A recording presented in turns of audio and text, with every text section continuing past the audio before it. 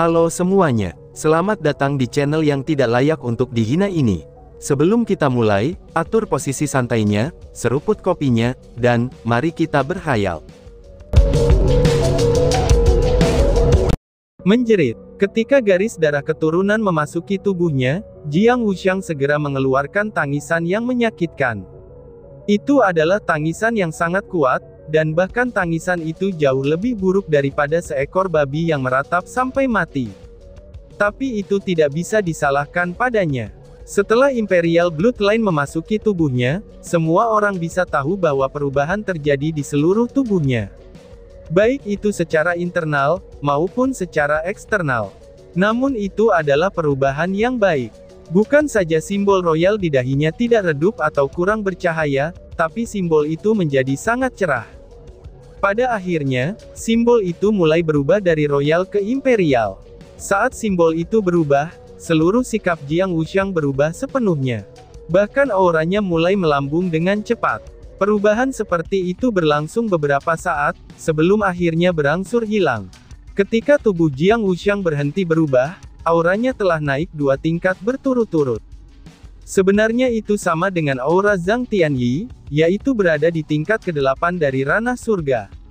Saudara Wuxiang, selamat, kamu telah mendapatkan garis darah kekaisaran. Mulai sekarang, sepertinya giliranku untuk mencoba dan menyusulmu. Hahaha. Zhang Tianyi berjalan dan memberi selamat pada Jiang Wuxiang.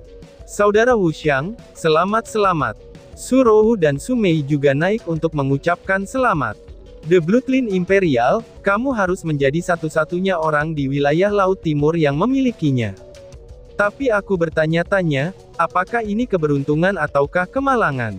Jika ini diketahui, kamu pasti akan menerima sumber daya yang bagus dari akademi. Namun pada saat yang sama juga, kamu juga akan menjadi sosok yang akan diburu oleh klan yang memiliki garis keturunan warisan di wilayah Laut Timur. Itu dikarenakan, mereka selalu menginginkan garis keturunan kekaisaranmu. Jadi mengenai masalah kamu mendapatkan garis darah kekaisaran di kota kuno Millennium, yang terbaik adalah mempertimbangkannya kembali. Untuk mengumumkan atau merahasiakannya, itu membutuhkan perenungan yang terperinci. Bahkan Lan Xi pun mendekat dan memperingatkannya.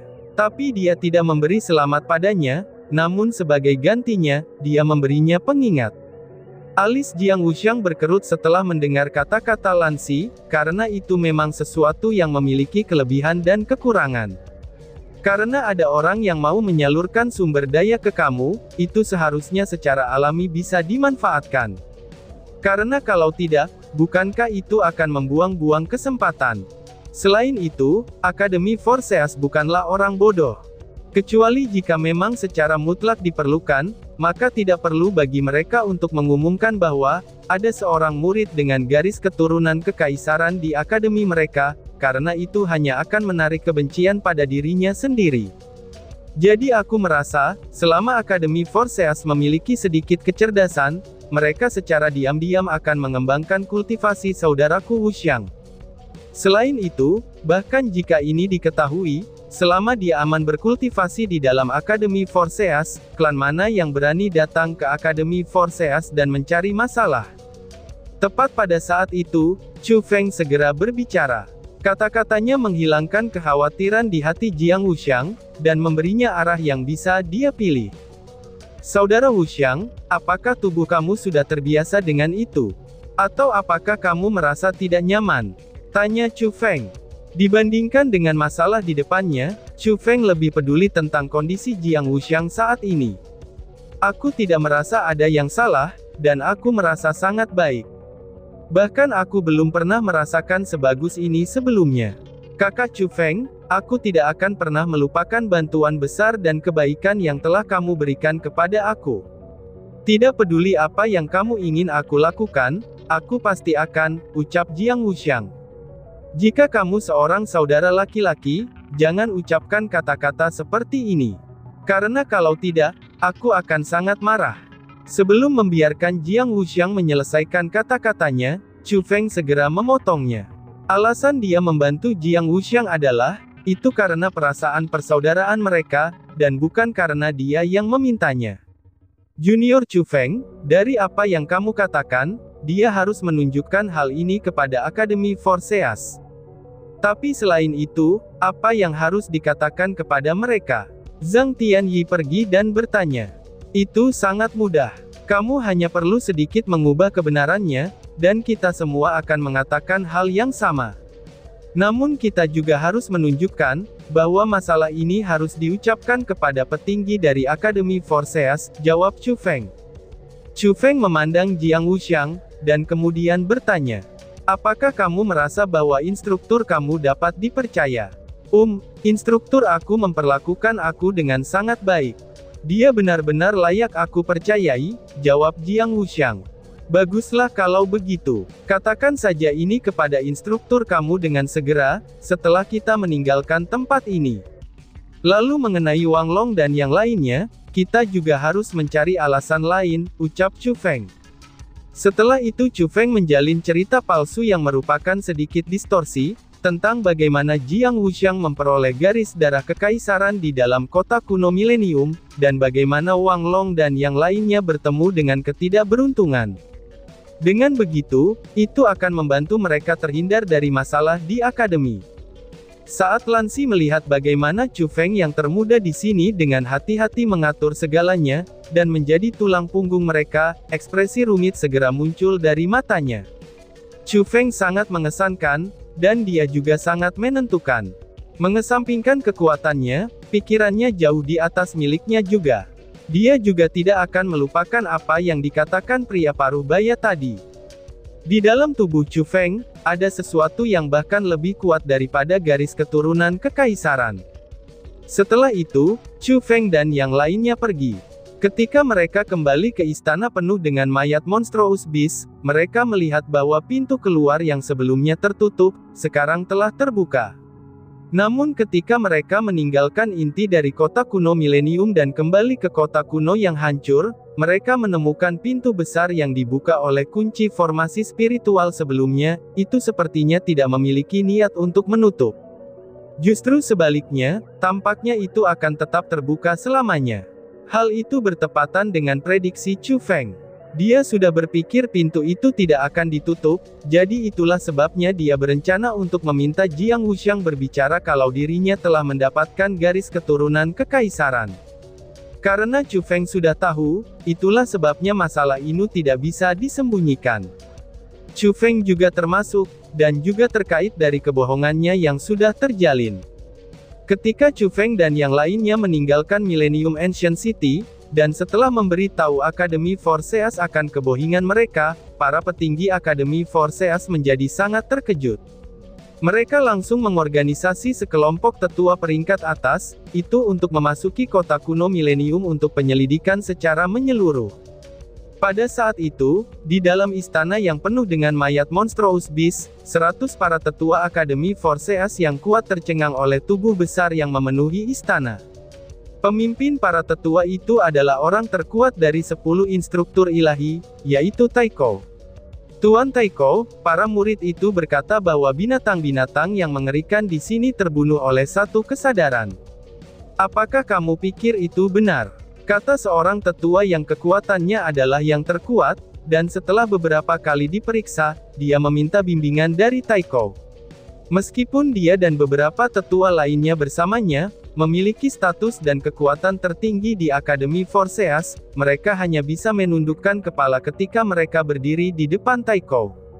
Keputusan akhir tentang semua hal, itu adalah keputusan dari Taiko.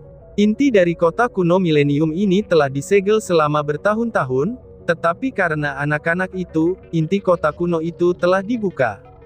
Sepertinya tidak lagi penting apa yang sebenarnya terjadi di sini.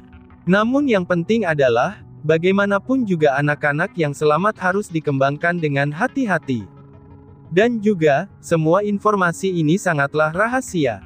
Selain pemimpin akademi, jangan sebutkan ini pada orang lain. Jika aku mengetahui bahwa seseorang membocorkan informasi ini, aku akan mengeksekusinya siapapun itu tanpa terkecuali. Taiko berkata sambil menekankan setiap kata-katanya. Terdengar dari nada suaranya, bahkan itu penuh dengan kekuatan yang memaksa semua untuk mematuhinya. Siap tuan, jawab para tetua. Tetua mana yang berani menentang perintah Taiko? Mereka semua menjawab tanpa ragu, dan mengingat dengan kuat bahwa mereka tidak dapat menyebarkan informasi terkait hal ini. Karena kalau tidak, mereka pasti akan mati dengan sangat menyedihkan. Chu Feng dan yang lainnya tidak tahu banyak tentang peristiwa yang terjadi di dalam kota kuno milenium. Setelah beberapa hari berlalu, mereka juga benar-benar kelelahan. Jadi mereka semua kembali ke tempat tinggal masing-masing. Karena Akademi Forseas bukan rumah mereka, dan sebagai murid Akademi Forseas, maka beberapa aturan harus diikuti. Misalnya adalah, mereka tidak bisa berkeliaran terlalu lama di wilayah orang lain. Jadi, mereka harus kembali ke tempat tinggal mereka sendiri. Adapun dengan Chu Feng, dia telah memegang lencana Taiko dan yang paling bebas bergerak, ia sendiri tidak punya tempat untuk beristirahat. Jadi karena itulah, dia hanya bisa menuju ke tempat tinggal Taiko. Dia melakukannya tanpa alasan lain, selain mengucapkan terima kasih kepada senior yang dia temui secara kebetulan. Dan dia juga mempunyai permintaan. Chu Feng tiba di kediaman Taiko, tetapi ternyata, dia tidak ada di sana. Namun ada sebuah pesan yang digantung di pintunya. Di atasnya tertulis, jika Chu Feng datang berkunjung, harap tunggu beberapa jam, kata pesa itu. Meskipun Chu Feng tidak tahu kemana Taiko pergi, tapi Taiko sepertinya tahu kalau Chu Feng akan datang dan menemukannya. Karena Taiko menyuruhnya menunggu, maka tentu saja dia tidak punya banyak pilihan tentang masalah ini, karena dia sendiri punya permintaan dari Taiko. Jadi dia hanya duduk bersila, dan menunggu Taiko di luar rumah rumputnya yang sederhana. Namun penantian seperti itu tidak sesederhana hanya beberapa jam saja. Chu Feng telah menunggu sepanjang malam, kemudian pagi, lalu siang, bahkan hingga sore, tetapi Taiko belum juga kembali. Meski begitu, Chu Feng tidak bergerak sama sekali. Karena dia sudah bersumpah untuk menunggu Taiko, maka dia tidak akan pergi. Itu karena dia sudah bersiap untuk meninggalkan Akademi Forseas, ini setelah dia meminta permintaan dari. Meskipun masih ada beberapa hari sampai pertarungan yang diatur oleh ketiga murid dari 4 pelindung, ia tidak dapat memastikan apakah pertempuran yang diatur itu asli atau palsu. Jadi akan lebih baik untuk pergi lebih awal, itu untuk membiasakan diri dengan situasi umum. Karena itulah dia bersiap untuk melihat Taiko, dan kemudian bertemu dengan Surou dan yang lainnya, lalu meninggalkan Akademi Forseas. Hahaha, Chu Feng, aku minta maaf. Aku memiliki beberapa hal yang perlu aku tangani sekarang. Aku sudah membuatmu lama menunggu. Tiba-tiba saja sebuah suara yang agak memalukan terdengar di belakang Chu Feng. Saat memutar kepalanya, itu adalah Taiko. Itu membuat Chu Feng sedikit terkejut. Bahkan dengan kekuatannya saat ini, Taiko mampu muncul di belakangnya tanpa mengeluarkan suara, dan bahkan tanpa dia sadari. Itu dapat dilihat bahwa lelaki tua itu benar-benar memiliki tingkat kekuatan yang cukup mumpuni. Senior Taiko, kamu benar-benar terlalu sopan. Aku sebenarnya tidak menunggu lama. Chu Feng buru-buru berdiri, dan kemudian membungkuk pada Taiko sambil berkata. Sejak Taiko membantunya mengatasi masalah di luar kota kuno milenium, Chu Feng memiliki kesan yang jauh lebih besar tentang Taiko. Bukankah kamu datang ke tempat ini segera setelah meninggalkan kota kuno milenium? Taiko berkata sambil tersenyum, dan seolah-olah dia sudah melihat melalui Chu Feng. Chu Feng sedikit terdiam. Dia juga merasa bahwa Taiko tahu beberapa hal. Hahaha, Chu Feng, apakah kamu memiliki urusan denganku? Kata Taiko dengan lugas. Perbedaan antara sikap yang dia perlakukan dengan Chu Feng serta yang lainnya, itu seperti jarak antara langit dan bumi. Senior, kami bertemu hanya karena kebetulan. Tetapi bantuan yang kamu berikan kepada aku, itu adalah sesuatu yang tidak akan pernah bisa aku balas. Aku datang ke sini hari ini, terutama untuk mengucapkan terima kasih kepada senior. Di masa depan, jika ada sesuatu yang kamu butuhkan dariku, aku pasti akan melakukan yang terbaik untuk membantu kamu. Dan tentunya itu untuk membayar bantuan yang telah kamu berikan kepada aku. Saat Chu Feng berbicara, dia membungkuk sekali lagi kepada Taiko. Itu adalah rasa terima kasih yang dia rasakan dari lubuk hatinya. Hahaha, itu sangat mudah jika kamu ingin membalas aku. Jadilah muridku saja, Taiko berkata sambil tersenyum. Ketika dia mendengar kata-kata itu, wajah Chu Feng segera memerah, karena dia benar-benar tidak tahu bagaimana menjawabnya. Berbicara secara logis dengan kekuatannya, Taiko memenuhi syarat untuk menjadi guru Chu Feng. Bahkan Taiko juga telah menunjukkan kebaikan padanya, jadi tidak ada salahnya jika menjadikannya guru. Lagi pula, seseorang yang memiliki banyak guru bukanlah tindakan yang tidak bermoral. Selama gurunya mau, itu tidak akan menjadi masalah. Tapi baginya akan menjadi masalah, karena Chu Feng tidak suka memiliki guru baru terlalu banyak. Karena baginya, makna seorang guru adalah sesuatu yang tidak biasa. Itu adalah sesuatu yang signifikan, dan seseorang tidak hanya sekadar memutuskan untuk memiliki guru baru, dan bahkan melakukannya hingga demikian. Hahaha, baiklah, aku tidak akan mempersulitmu. Dengarkan aku membantu kamu, karena kamu telah meninggalkan kesan baik padaku. Aku memilih untuk melakukannya sendiri, dan aku melakukan itu dengan sukarela. Jadi kamu tidak perlu khawatir. Padahal masih ada satu hal yang ingin aku tanyakan lagi padamu. Aku benar-benar ingin tahu, apakah kamu bisa menjawabnya dengan jujur? Ucap Taiko sambil tersenyum. Taiko senior, silakan bertanya, kata Chu Feng. Bisakah kamu memberitahuku kebenarannya, tentang apa yang terjadi di dalam kota kuno milenium? Jangan khawatir, aku akan merahasiakan ini. Hanya saja, aku tidak suka ditipu. Jadi, aku sangat ingin tahu fakta dari apa yang terjadi. Kata Taiko sambil tersenyum. Matanya tampak dikelilingi kerutan, dan juga memancarkan kilau kecerdasan. Senior, jika kamu adalah orang lain, aku memang siap untuk tidak mengatakan yang sebenarnya. Tetapi bagi kamu, aku tidak perlu menyembunyikannya, jawab Chu Feng.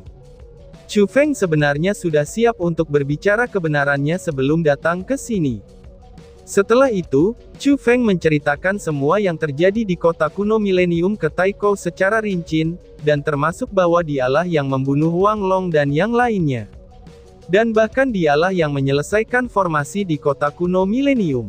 Dia hampir tidak meninggalkan apapun yang disembunyikan, selain kenyataan bahwa ia mengandalkan guntur ilahi di tubuhnya, itu untuk memaksa kekaisaran Bloodline untuk tunduk dan menyerah. Dia melakukannya karena untuk Chu Feng, dan rahasia guntur ilahi sangatlah penting. Kecuali jika diperlukan, Chu Feng tidak ingin orang luar mengetahuinya. Setelah mendengar narasi Chu Feng, ekspresi wajah Taiko sedikit terkejut. Ketika dia menatap Chu Feng, tatapannya menjadi lebih mengagumi. Hanya setelah beberapa saat, dia pun berkata, "Secara tak terduga, kemampuan kamu ternyata lebih kuat dari harapan aku. Kamu telah benar-benar membuka formasi kota kuno milenium dengan kekuatan kamu sendiri, dan bahkan membantu teman kamu mendapatkan garis keturunan kekaisaran. Kamu benar-benar jenius. Ternyata aku tidaklah salah. Tapi sayangnya, kamu benar-benar tidak mau menganggap aku sebagai guru kamu. Apapun itu, hal yang paling aku benci adalah memaksa orang lain ke dalam situasi yang sulit," ucap Taiko. Taiko senior, terima kasih atas pengertiannya. Hanya saja, saudaraku Jiang Wuxiang, dia memiliki bloodline kekaisaran sekarang, dan aku takut orang lain akan menyakitinya. Jadi Taiko senior, aku sangat berharap kamu bisa menjaganya sedikit. Kata Chu Feng dengan sedikit memohon. Itu adalah hal yang ingin dia tanyakan pada Taiko. Jangan khawatir, karena mereka adalah temanmu, bahkan jika kamu tidak mengatakan apa-apa, aku akan tetap menjaga mereka. Tidak masalah apakah kedua anak laki-laki itu ataupun dua gadis itu, selama aku, Taiko, ada di sini, maka tidak ada yang akan membahayakan mereka di Akademi Forseas. Tapi pada topik itu, saat ini ada seseorang yang menyembunyikan niat jahat terhadap salah satu temanmu. Aku ingin tahu, apakah kamu ingin aku mengurusnya untukmu, ataukah kamu sendiri yang akan melakukannya secara pribadi? Kata Taiko sambil tersenyum. Taiko senior, siapa sebenarnya yang berencana untuk menyakiti temanku? Tolong beritahu aku, tanya Chu Feng. Hati Chu Feng menjadi tegang, ini ketika dia mendengar kata-kata itu saat dia dengan cepat diikuti dengan pertanyaan. Dia adalah bocah nakal yang sarafnya bisa menutupi langit. Tidak hanya dia tidak tahu cara bertobat, dia bahkan berpegang teguh pada kebencian, dan berencana untuk mengambil tindakan terhadap gadis yang bernama Su Mei.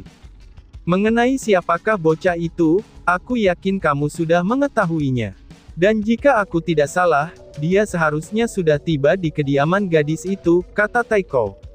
Senior, terima kasih atas peringatannya, balas Chu Feng. Ekspresi Chu Feng yang biasanya tenang, tanpa sadar segera berubah. Keringat di dahinya segera merembes keluar, dan tanpa berkata apa-apa lagi, dia berbalik dan bersiap untuk pergi. Dari kata-kata Taiko Baeusan, dia sudah belajar betapa seriusnya masalah itu. Orang yang bergerak pada Su Mei jelas-jelas adalah Qin Yu. Dia ingat bahwa Qin Yu berada di kelompok yang sama dengan Wang Long, dan mereka adalah orang-orang yang berpikiran sama. Jika mengingat ekspresi cabul Qin Yu saat memandang Su Mei, Chu Feng memiliki firasat tentang hal tercela yang akan dilakukan Qin Yu. Dia jelas-jelas telah gagal dengan metode lunak, dan saat ini Chu Feng akan menggunakan metode kekerasan. Saat itu Chu Feng benar-benar mencapai ekstremitas dalam kemarahannya. Su Mei berbeda dari Lan Xi, karena Su Mei adalah tunangannya Chu Feng. Chu Feng bahkan belum pernah menidurinya, namun Qin Yu sudah punya pikiran seperti itu. Pemikiran itu tidak bisa diterima, dan haus darahnya yang luar biasa segera memancar keluar. Jika kamu terburu-buru seperti ini, kamu mungkin tidak akan sampai pada waktunya. Biarkan aku membantu kamu, ucap Taiko. Namun Taiko hanya tertawa ketika dia melihat ekspresi gugup dan marah Chu Feng, dan seolah-olah dia mengharapkannya. Saat dia berbicara, dia melemparkan lengan bajunya yang besar. Lalu dalam sekejap saja, Chu Feng dan dia menghilang. Dan tiba-tiba saja bersambung. Sekian dan terima kasih banyak. Bye-bye.